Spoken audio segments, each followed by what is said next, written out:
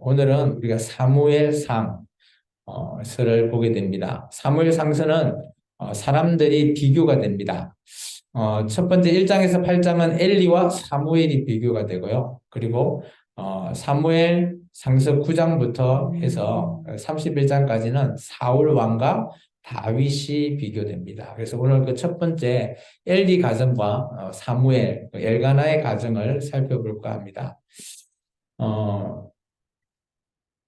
엘리 가정과 엘가나의 가정은 어떻게 보면 우리가 겉으로 보는 모습과 또 실제 그 가정에서 이루어지는 어, 많은 모습들이 조금 다르게 느껴질 수 있습니다. 먼저 엘리 가정은 어, 아론 집계에 또 실로의 성전이 있는 곳에서 대제사장의 역할을 하고 있습니다. 우리 같으면 어떻게 표현해야 될까요?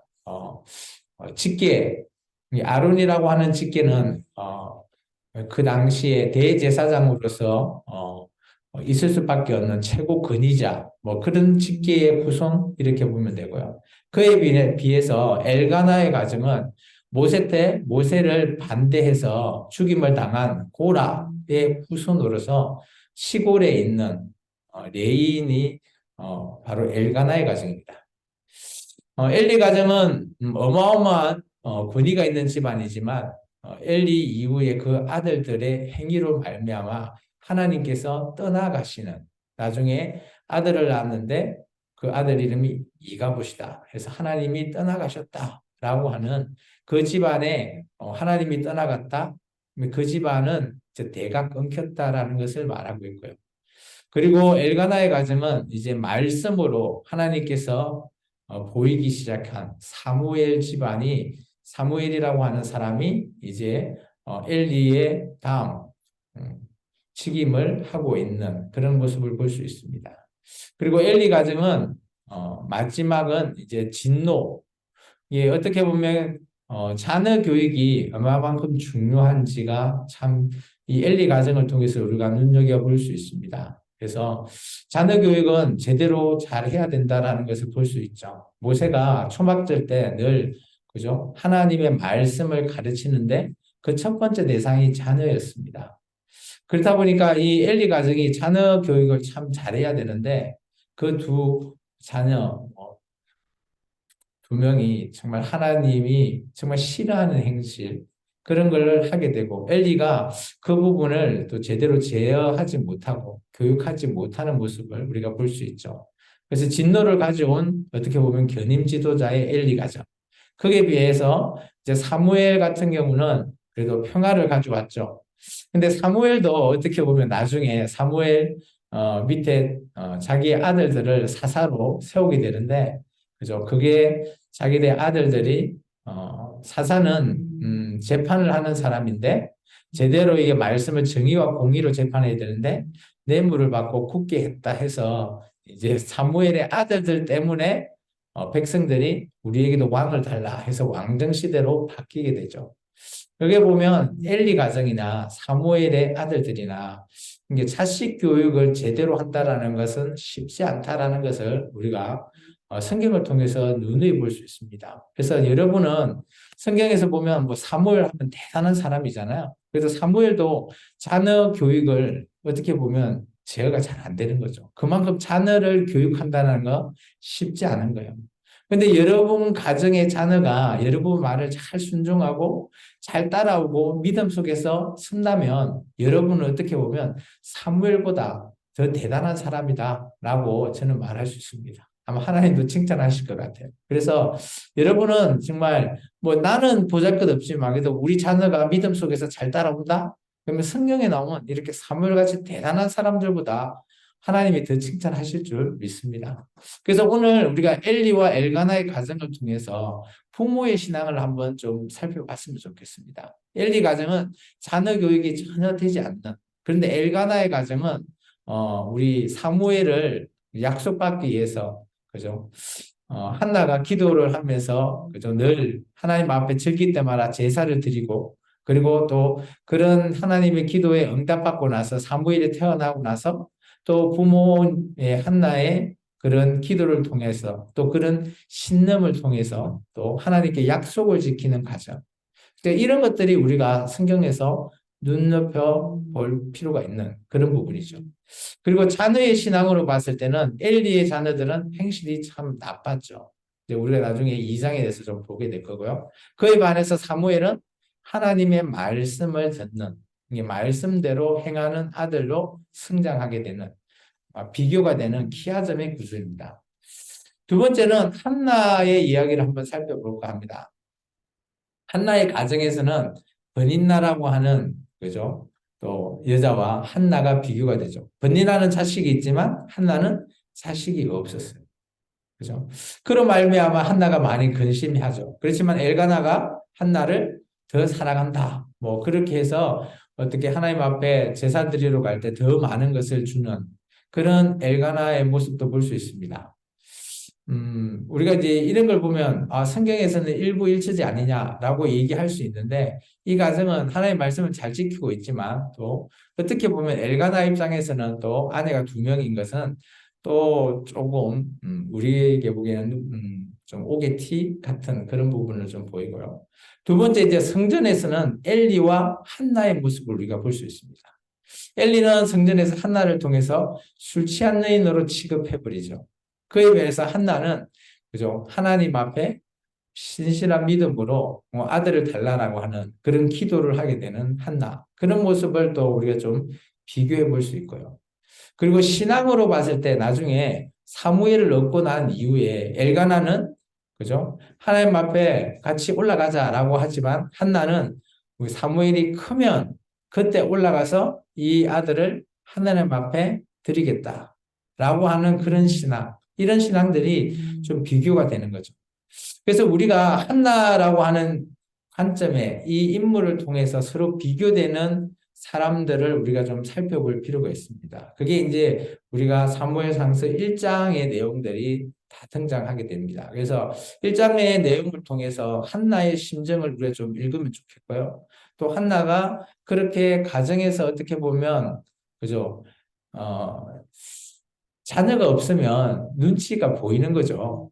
그러면서도 예, 예, 보통 뭐 아브라함 때도 그러고 부인이 있죠. 네, 여러 명 있죠. 예. 네, 언제부터 일부 일처제 뭐 일부일처제는 어떻게 보면 이제 아브라함도 처가 있고요. 그리고 또 야곱을 보면 또 많은 여인들을 거느리잖아요. 이것들은 어떻게 보면 우리가 해석하기는 좀, 예, 저는 이렇게 생각합니다. 이제 그 당시의 풍습을 따르는 것들, 그런 것들은 아마 일부 다처제였을 겁니다. 근데 지금은 이제 지금 우리나라도 그러고 법률상으로는 일부 일처제가 법적이 그거로 되어 있죠. 근데 성경도 어떻게 보면 우리가 그 레이기나 이런 걸 보면 굳이 일부 다처제, 일부 이처제를 이렇게 나눠 놓지는 않았어요. 근데 이제 우리가 신약 시대에 가보면 그죠? 그런 말씀이 나오면 아내가 남편에게, 남편이 아내에게, 뭐, 이렇게 말하는 바울의 모습, 이런 걸 보면, 일부 일처제를 조금 얘기하고 있는 모습이 보이거든요. 근데 이제 그래도 그 당시에, 뭐, 다른 그런 고린도 교회나 이런 모습을 보면 또 일부 일처제뿐만 아니라, 뭐, 공식은 그렇겠지만, 뭐, 비공식적으로는 또 다른 또 여인을 또 아내로 두고 있는 그런 모습도 좀 보이거든요. 그래서 이제 성경은 저는 그렇게 봅니다. 이제 우리가 왜 일부일처제나라고 하면 성경에서 노아 이런 모습을 봤을 때 하나님께서 의인이라고 했던 모습 이런 걸 보면 노아의 가정은 다 아들도 그러고 노아도 그러고 아내가 한 명이잖아요. 그래서 우리는 조금 이제 굳이 율법 안에서 일부 일체제를 해라 이런 건 없는데 우리가 하나님께서는 그런 일부 일체제의 모습을 보고 좀 의인이고 그들 택했다 이런 모습을 보고 우리의 생각은 일부 일체제가 하나님이 원하시는구나 라고 우리는 생각할 수 있다라고 보여집니다. 뭐 그거는 뭐 공식적인 것은 그러죠. 근데 이제 뭐 우리도 그렇지 않나요? 공식적인 거는 일부 일처제죠. 근데 비공식적으로 애인도 만들고 하지 않나요? 그래서 이제 그런 부분에 있어서는 뭐 성경대로 살자? 물론 뭐 그럴 수도 있겠지만 아마 사람의 특성에 따라 그러지 않는 모습도 보인다라는 거예요. 그죠? 그래서 이제 우리가 이런 걸 보면 좀 오게티라라고는 했지만 제가 근데 그 당시의 문화나 이런 풍습에 따른다면 뭐 그런 것을 굳이 반대하거나 그러지 않을 수도 있다라는 것을 제가 얘기하고 우리의 지금 우리와 비교했을 때는 일부 이처제가 맞다라고 지금 우리는 얘기하고 있죠. 이게 법률상으로도 우리가 그렇게 얘기하고 있듯이 어쨌든 간에 한나의 가정은 이렇다라는 거죠. 그리고 한나의 입장에서 가정과 또 성전에 갔을 때 그리고 신앙의 모습으로 봤을 때 이런 모습으로 한나를 조금 보면 좋겠다라는 겁니다. 그런데 이제 여기서 보면 이제 영적으로 좀 타락된, 그런 상징적인 사건이 두 가지 일어납니다. 첫 번째는 엘리의 아들들이 타락한 행동을 우리가 볼 수 있습니다.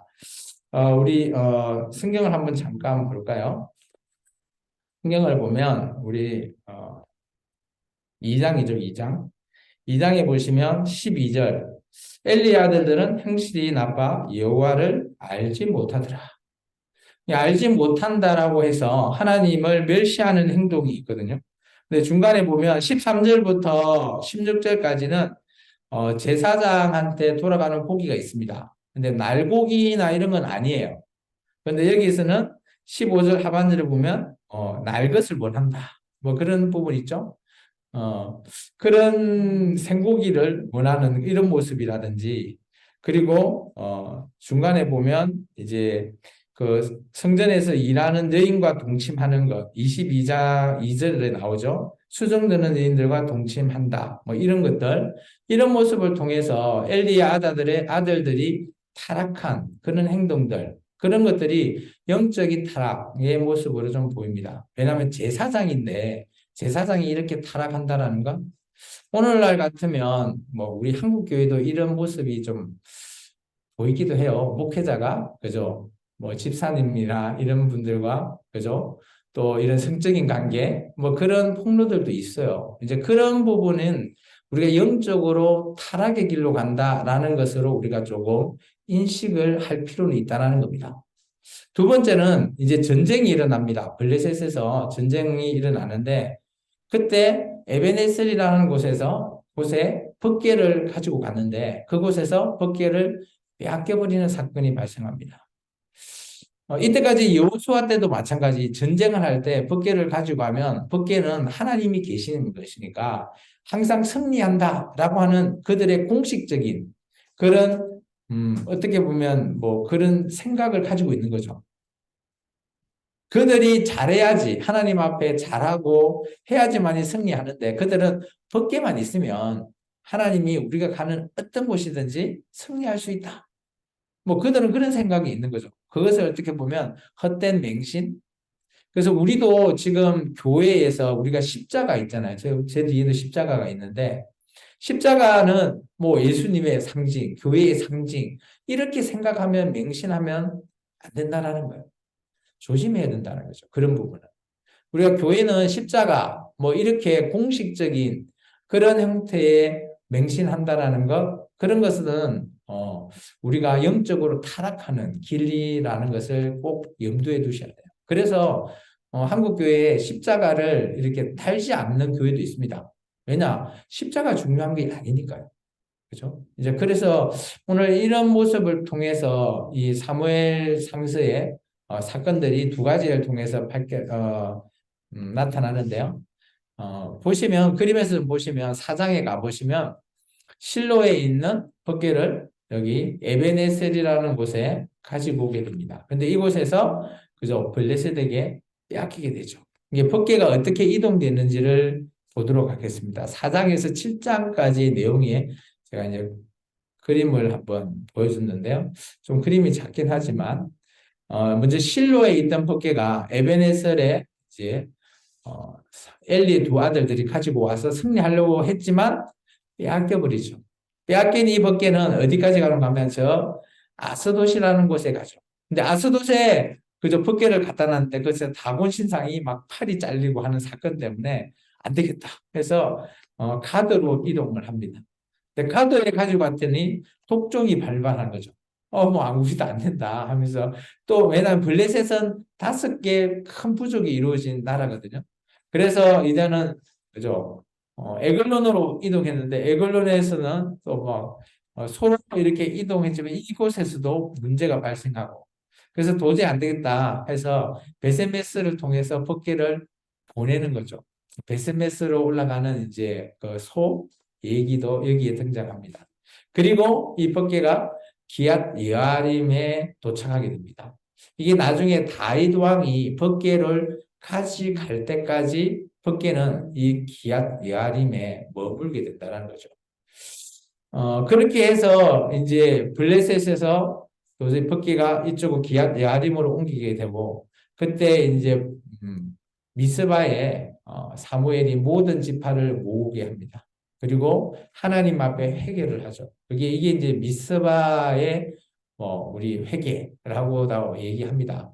근데 이거로 말미암아 하나님께서 블레셋을 전쟁에서 이기게 해주시는 사건. 그죠? 이들이 나와 싸우는 것보다 그죠? 우박으로 인해서 블레셋이 거의 전멸당하는 그런 사건이 발생하게 되는 거죠. 그래서 우리 마지막 사사인 사무엘을 살펴보면 사사는 에브라임 지파 사람이고요. 마지막 사사입니다. 그리고 또 사사이면서 선지자의 역할도 하게 되고요. 그리고 제사장의 역할도 하죠. 나중에 이제 제사도 드리고 그래서 교민 지도자의 역할을 합니다. 이 사무엘은 하나님의 말씀으로 사역한 사사죠. 이제 이런 부분들은 우리가 좀 눈여겨볼 필요가 있고요. 그런데 안타깝게 좀 한 2% 부족한 게 자녀 교육이 실패하게 됩니다. 사무엘의 아들들도 그로 말미암아 이제 우리 그 내용을 한번 읽고 넘어가 볼까요? 한번 읽어 주시겠습니까? 사무엘서 8장 1절에서 3절의 내용을 한번 읽어 주십시오. 사무엘이 늙음에 그 아들들을 이스라엘 사사로 삼으니 장자의 이름은 요엘이요 차가의 이름은 아비야라. 그들이 브엘세바에서 사사가 되니라. 그 아들들이 자기 아버지의 행위를 따르지 아니하고 이 일을 따라 뇌물을 받고 판결을 묻게 하니라. 아멘. 그죠? 자기 아들들이 아버지처럼 행동했으면 얼마나 좋았겠습니까? 그러다 보니까 이스라엘 모든 사람들이 모였죠. 모여서 6절에 한번 봐보시면 어떻게 하기로 했죠? 6절. 우리에게 왕을 줘 우리를 다스리게 하라 했을 때 사무엘이 그것을 기뻐하지 아니하여 여호와께 기도하며 이스라엘 모든 민족이 우리에게 왕을 달라. 그로 말미암아 그죠? 최초의 인간 왕이 이제 등장하는 시간이 다음 주 우리가 보게 됩니다. 우리에게 왕을 줘 우리를 다스리게 하라. 이로 말미암아 이제 사사의 시대가 끝나게 되는 겁니다. 우리가 다음 주에는 이제 왕정 시대의 초대 왕인 사울 왕 얘기를 살펴볼까 합니다.